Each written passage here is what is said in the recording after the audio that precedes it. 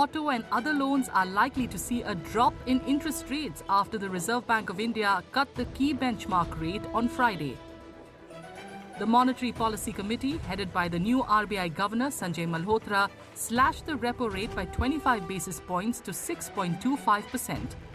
This marks the first reduction since May 2020 and the first revision in 2.5 years.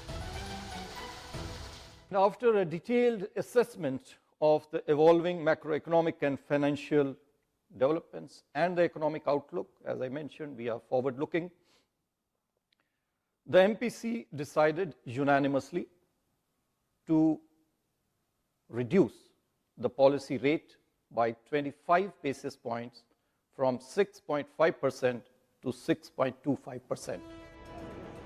The repo rate or repurchase rate is the interest rate at which the central bank lends money to commercial banks when there is a shortage of funds.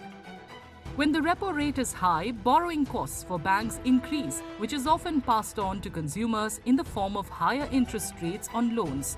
Conversely, a lower repo rate usually results in lower interest rates on home loans, car loans, and personal loans.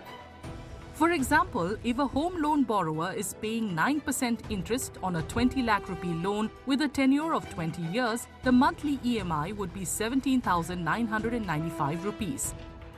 After the rate cut, if the interest rate is reduced to 8.75%, the monthly EMI would come down to 17,674 rupees, resulting in a savings of 321 rupees per month or 3,852 rupees annually.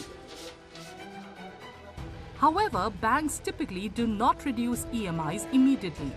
Instead, they allocate a larger portion of the monthly installment towards principal repayment, thereby reducing the loan tenure. Borrowers have the option to contact their banks to reset the EMI amount if they wish to pay a lower installment after the rate cut. Experts believe that the rate cut will boost demand for homes, automobiles, and other consumer goods due to cheaper loans. So now in the economic survey also, we have focused on domestic demand. This would increase the domestic demand. Plus the possibilities, those people who are already on floating rate of interest, EMI, housing loans, they'll also have relief because rates of interest have been quite high since start of Russia-Ukraine war.